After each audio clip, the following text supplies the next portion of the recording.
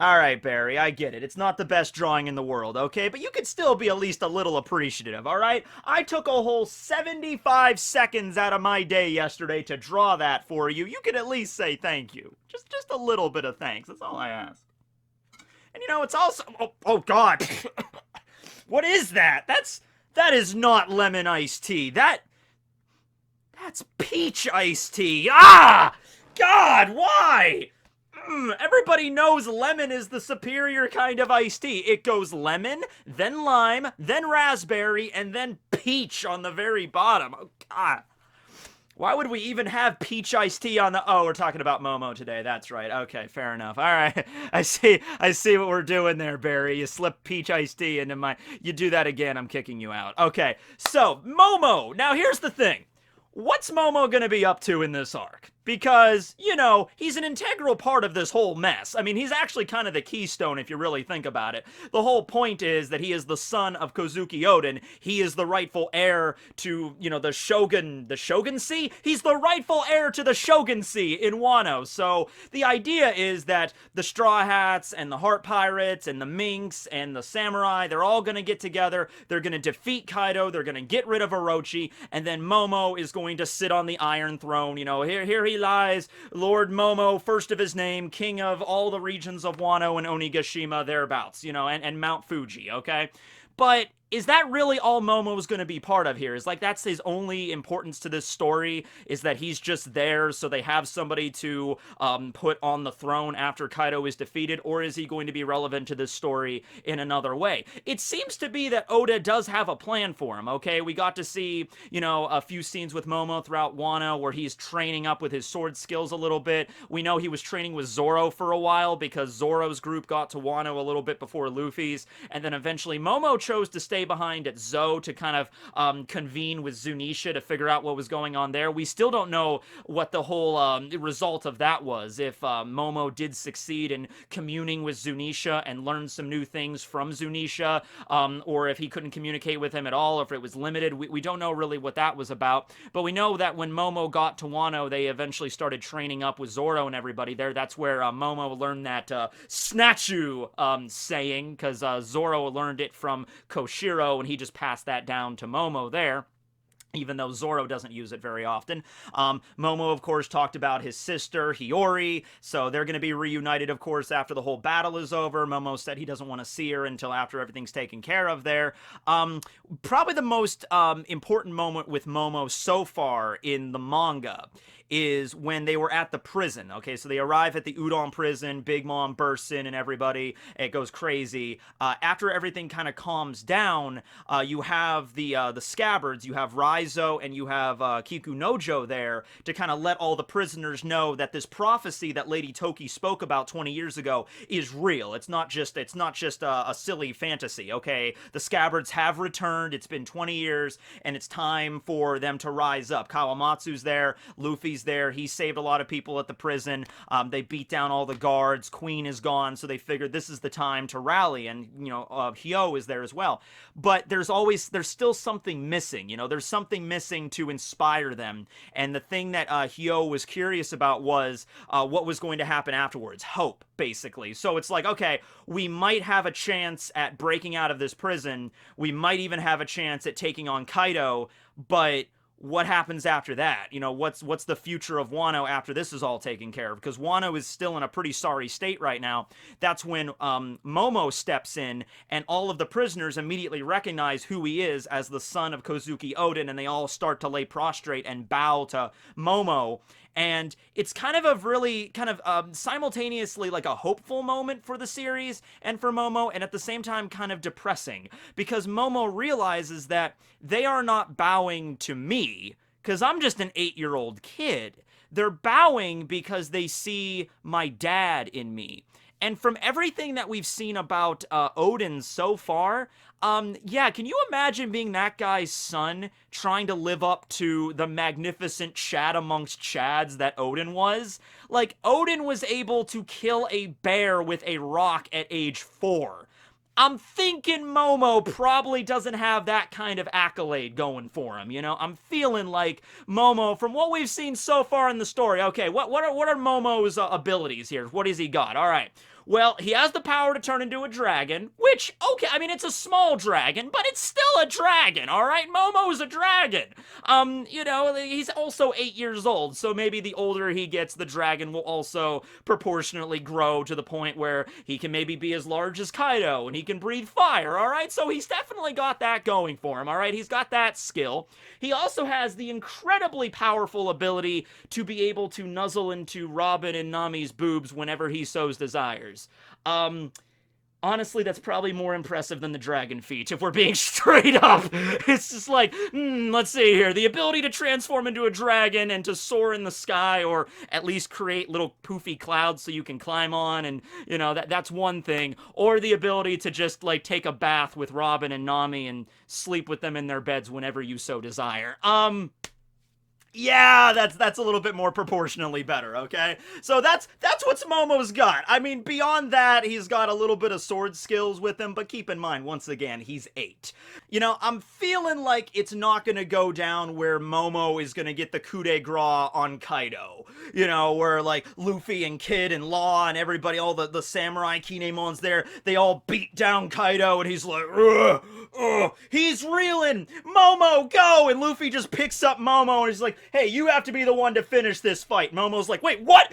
Whoa! Luffy just throws this 8-year-old kid at freaking Kaido's head. Momo he has the sword, he has Ame no Habakiri there, and he's like shaking, and the sword that his father left to him, and he's like, ah! And then boom! It's like that scene at the end of Thriller Bark when they just fire Brook, they electrify him and then shoot him like a freaking arrowhead right through oars. That's the scene, except it's with Momo. They pick up Momo, they give him Ame no Habakiri, they like tie it to his hands so he doesn't drop it, and they just fire this kid directly at a dragon. That would be a magnificent way to end out Kaido. Would it not be? Not going to happen, but I want you to picture that in your head for a moment. That would be rather interesting, okay? But no. Okay, so that's not gonna go down, right? He's not going to defeat Kaido in that capacity. That would be, even if they did it like that, where like they beat him down, like all like Luffy and Kid and Law, they all did the heavy lifting, and all the Straw Hats, they actually did the point where they got Kaido down on his knees, and it's like he's at 1 HP and he just needs one more hit. Even then, I guess they could bring Momo in. Honestly, I'm looking at it more of a Momo taking down Orochi, and I've mentioned this before, because Orochi, I mean, Momo's an 8-year-old kid. He won't be able to take down Orochi one-on-one. Even in one-on-one single combat, I would still give Orochi the edge there, just the fact he can turn into a giant serpent. But, you could have a moment where, like, Zoro defeats Orochi, because that's also been hinted at, that Zoro wants to be the one to take him down. But he's just, like, looks down to Momo. And it's at times like this I really wish Oda would at least give us maybe a flashback between Zoro and Momo and their connection, because there seems to be more of something there, like a master-student relationship that does exist. It just wasn't focused on all that much in Wano, or it was only focused on very, very briefly. So I maybe like get a flashback of them training at Wano and Zoro teaching, him some sword techniques or whatever. But we could have that. We could have a moment where Zoro's the one that actually fights and defeats Orochi with relative ease, but Zoro's like, he sheaths his sword and he looks at Momo and he's like, this is your country. He's the one that killed your father. He's the one that took over your lands that your family controls. I'm just a pirate hunter. I'm just a Ronin. I could see Zoro being that. I am just a Ronin. I have no place here in finishing this guy off. That has to be you. Also, just symbolically from, like, the people's perspective. Like, if this random Ronin from another land just shows up and slices down their shogun, even if they don't really like Orochi, I mean, that's not really as impactful as it would be if Odin's son, Momonosuke, stepped up to the plate. He was the one that finished off Orochi, and so everyone could be like, that's more poetic, that's more of like symbolic of the Kozuki clan taking back what's rightfully theirs. So I could definitely see that more. Something else I wanted to bring up at this point, something that it seemed like we were giving a lot of references to it at the beginning of Wano, and then they just kind of fizzled out after a while, is the parallels to the tale of Momotaro. So to just give you this story really brief, I'm sure a lot of people have probably heard of it before. It's a very popular folk tale or mythological tale that you tell, children in Japan growing up. It's like a bedtime story kind of deal. The tale of Momotaro. Momotaro was a child that was born out of a peach, and then he befriended a talking dog, a monkey, and a pheasant, and then went on a journey to go defeat the Onis that lived in a land called Onigashima. So you can kind of already, just from that story alone, see the parallels here with One Piece. Momo, little kid, you know, his name is after a peach, Momotaro. Momo just means peach in Japanese.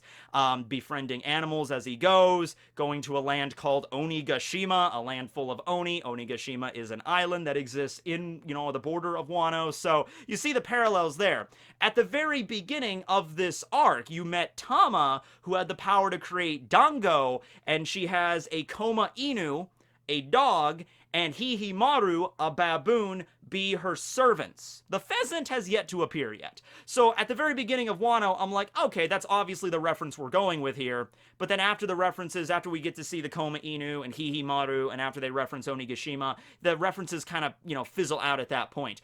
Eventually, Momo ends up hanging out with Tama quite a bit, so I'm going to assume that when they grow up, they're going to get married, and that's going to continue the family line. That's the assumption I'm making right now, that it's going to be, you know, Tama and Momo are going to be, like, really good friends and then grow up, and then it's going to be like a Toki Odin sort of deal, right? And that's how, you know, he'll have kids. But, yeah, when it comes to the legend of Momotaro, though, you'd figure that considering Momo is obviously the reference here, that he's going to play a major, you know, part here. Now, there's a few different ways Oda's doing this. There's actually a few places in One Piece where this reference is being made. Not the least of which being the admirals. Yeah, because when I mentioned those three animals, a dog, a talking dog, a pheasant, and a monkey, that might immediately, like, wait a second, those are the admirals' epithets. Those are their titles. Kizaru, yellow monkey, Aokiji, blue pheasant, and Aka Inu, red dog. And yeah, so Oda did take the references from Momotaro for the structure of the admirals. Not anymore, because now you have, instead of Aokiji, you have Green Bull, who is a bull, and instead of Akainu, who got promoted to the fleet admiral, you now have Fujitora, who's a purple tiger, right? But the original admirals were taking references from the animals from Momotaro, right? You also have the animals, as I mentioned in Wano, the Koma Inu and Hihimaru, a monkey and a dog, respectively. But you could take it another way. So it doesn't necessarily mean the animals, and it also doesn't mean the admirals, but it means certain allies that Momo is going to rally together in order to defeat Kaido and Orochi. The monkey, I think, should be pretty obvious. Monkey D. Luffy. Luffy's obviously also a monkey. He eats bananas, okay? Also, we have a pheasant, who would be the pheasant or the bird. Marco the Phoenix, I think. We don't know if Marco's going to show up in Wano. He said himself that he can't. He has to stay and protect Sphinx Island, but Nekomamushi's yet to arrive at Wano, so we don't really know what's up with that yet. Who knows? Marco might appear. I know a lot of people want to see Marco back in action again. If Marco shows up and he brings the Whitebeard crew to help him out, that would be the pheasant represented there in Marco. Then you have the dog. Well, we already talked about Aka Inu, red dog. Maybe that would reference the Marines coming to Wano. Well, yes and no. Aka Inu, or Sakazuki as he is right now, did state that, you know, we're not going to get involved in Wano because they're not allied with the world government and there's really strong samurai. We're not going to get involved. But we know the Marines are involved in Wano, don't we? Yes, we do, because Sword is taking action in Wano right now. Now, we don't know a whole thing about Sword yet, but we know Drake is part of it, and we know Kobe is part of it. Who else in the Marines has the epithet of a dog? Or a dog aesthetic. I'm not talking about Dalmatian. That's right. Monkey D. Garp. His, I guess epithet's not correct, because his epithet is not like Garp the dog. It's Garp the fist, and you don't want to fist dog. Yeah, you don't want to do that. No, but he wears a dog mask early on in the story. His ship has the figurehead of a dog with a bone. So obviously Garp is a big doggo fan. He likes his doggos. By the way, here's a picture of my doggo, Duchess, wearing a sweater that my mom pushed on her the other day to go for a walk, and she doesn't look happy. But no, yeah, Garp is, you know, he goes with that aesthetic, okay? So, I always figured that that Sword organization, that was not being controlled by the world government, and it was also outside of even Sakazuki's control.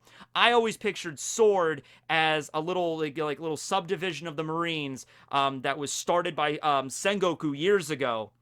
Sengoku now, even though he's kind of semi-retired, is still the commanding officer of Sword, and considering Garp and Sengoku are like best friends and they've been in the Marines for a really long time, I can imagine if Sengoku is the commanding officer of Sword, Garp would also be aware of their operations. Also, Kobe is a part of Sword, and Garp was Kobe's teacher. I think that makes perfect sense because Kobe he's risen through the ranks really fast. He's a rear admiral now at like age, like, he thinks he's like 18 right now.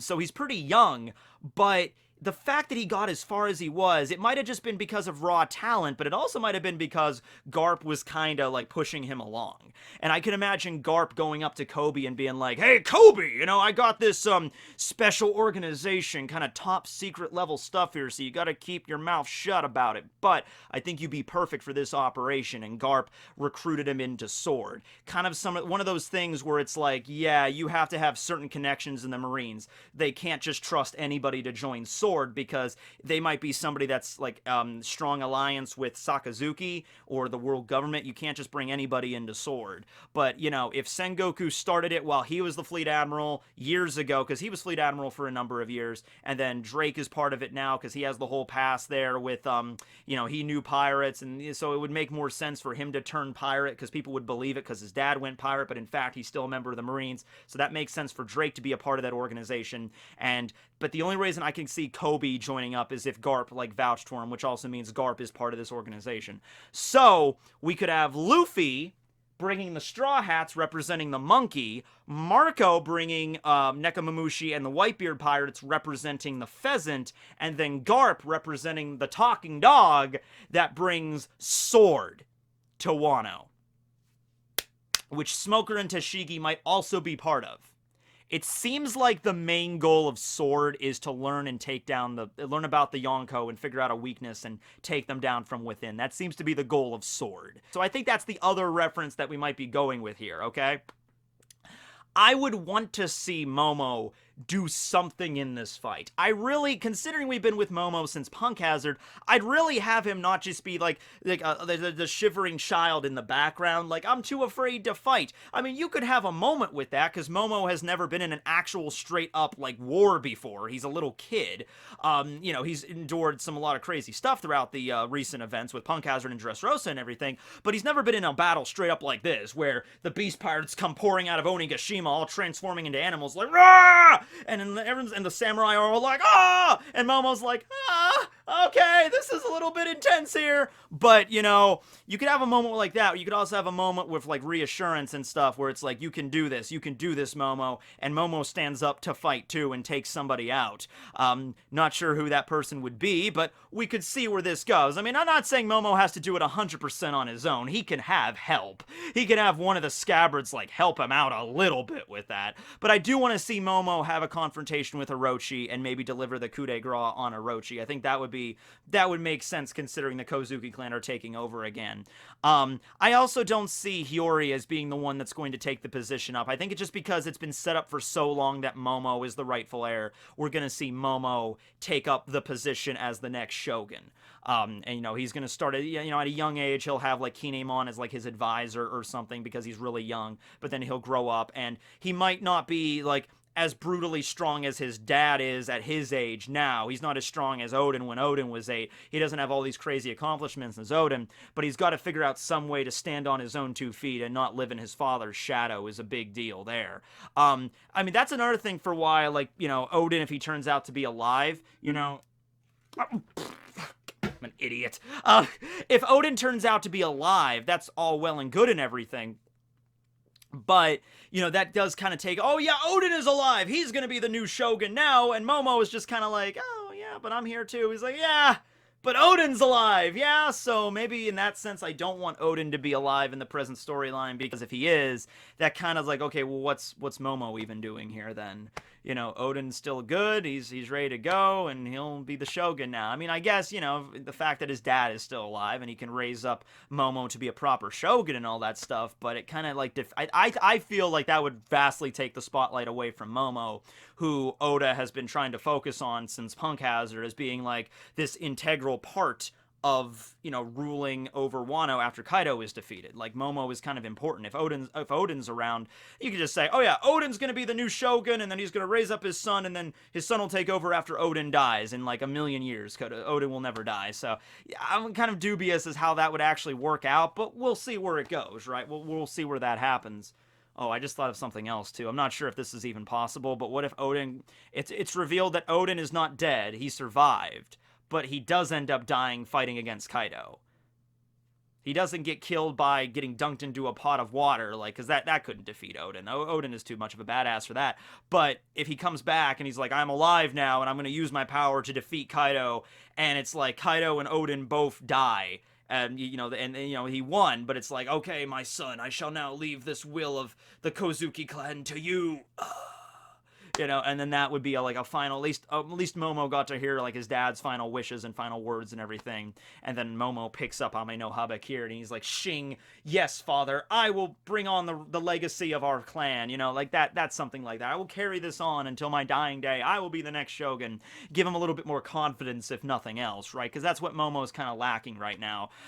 He's not a complete coward. It's just, he's a little kid, you know? So, yeah, let me know about what you feel about that. I mean, I've heard a lot of other wacky theories regarding Momo. I've heard a theory regarding Momo once that he's actually Kaido younger, you know, because he's a dragon and Kaido's a dragon, so they both have to be the same person and we're getting time travel involved here. I've heard that theory. I don't buy that at all, but I just thought I would mention it because, like, there's a lot of crazy theories because people, I think, want Momo is like, okay, they want Momo to be relevant to the story in a big way.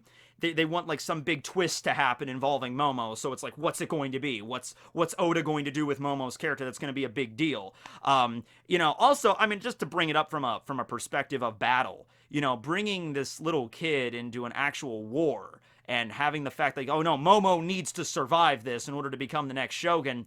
I don't think it would even be a smart idea to bring him to the meeting point. I mean, maybe to the meeting point, but not to the actual war. So I'm curious as how Kinemon and Kawamatsu and Kanjuro and Raizo, how they're going to handle this. Because it's like, Momo, you know, you're our leader and everything, and we need you to stay alive. But that's the point. We need you to stay alive. Bringing you into the straight-up battle is probably not a smart idea. You could be there to rally the troops, but you need to be protected in a big way. So that's something else of, like, just throwing Momo into, like, this huge war. That's not going to be a good idea. So I'm sure Oda has a plan for him. I'm sure he's not just going to continue the running gag of him just running up to Nami's chest and just, you know, it's like, oh, Nami, I'm sorry, Sanji's so mean to me. You know, I'm sure there's going to be more to it than just that joke. But let me know what you think about Momo and what you think about the parallel to the tale of Momotaro, and if Garp's going to get involved here, and what's going on with the three animals and what that symbolizes, and his relationship with Tama, and how this whole thing's gonna end. Like, I could see the ending of him sitting on the throne and being a shogun, but there's a bunch of pieces that are going to be involved in getting to that point that I'm curious about, all right? So, thanks for watching, everybody, and remember, just check your tea before you drink it. Does anyone out there actually like peach tea? Ugh, I don't care for it very much. Bye.